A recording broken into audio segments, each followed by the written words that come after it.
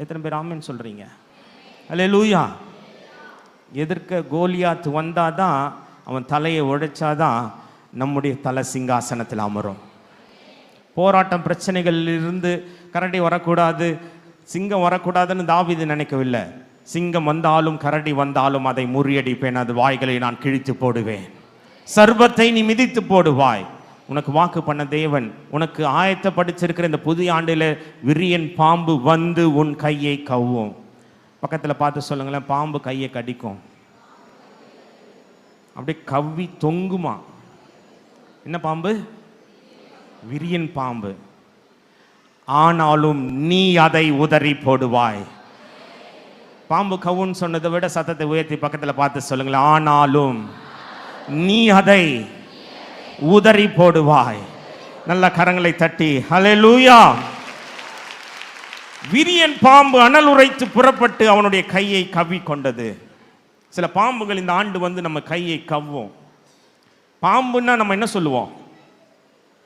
நம்ம 10 வயசு பையன் இருக்கிறான் வீட்டுக்குள்ள ரூம்குள்ள, அம்மா பாம்பு இருக்குமா அப்படின்னு சொன்னா, அடிடா போடா, அதை மெதிடா, கொம்பு எடுத்து அடிடான்னு சொல்ல மாட்டோம். ஓடி வந்துரு பாம்பு உன்னை கடிச்சிட்டு போது, வந்துரு அப்பா வேணா அமுச்சு விடு, ரூம்குள்ளே தள்ளி விட்டு அப்பாவை, அவர் போய் அடித்தா அடிக்கட்டும், இல்லை பாம்பு அவர் கடிச்சா கடிக்கட்டும் சொல்லுவோம்ல. ஏன்னா சின்ன பிள்ளைங்களை பாம்பு கடிக்கக்கூடாது.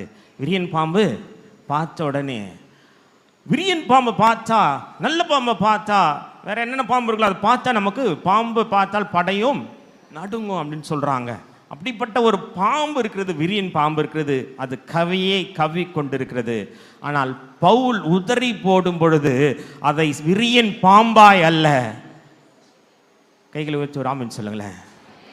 பாம்பு கவ்வினது உண்மைதான், அவர் கையில் தொங்கி கொண்டு இருக்கிறது உண்மைதான், சீறி பாய்ந்து விரிய வந்த விரியன் பாம்பு தான் அது.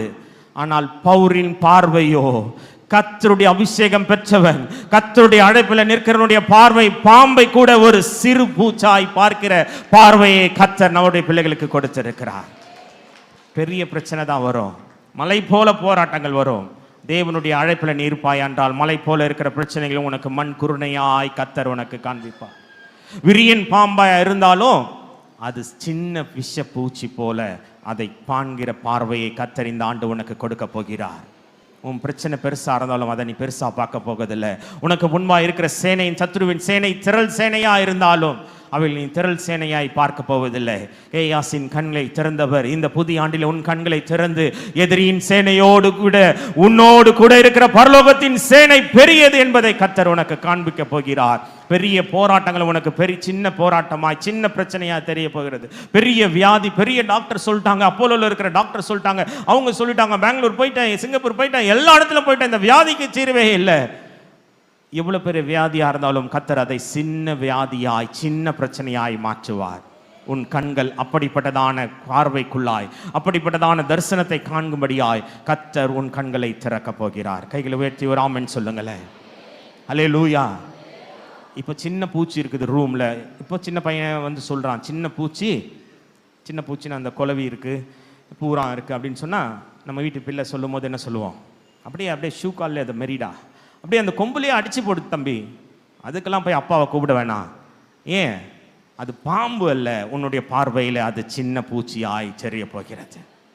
பவுலை கவ்வினது விரியன் உண்மை, ஆனால் இயேசுவின் நாமத்தினாலே பவுல் உதறி போடும்போது அதை சிறு பூச்சி போல தீயிலே உதறி போட்டு, அந்த வசனம் அழகாக முடிகிறது, ஒரு தீங்கும் அடையாதிருந்தான்.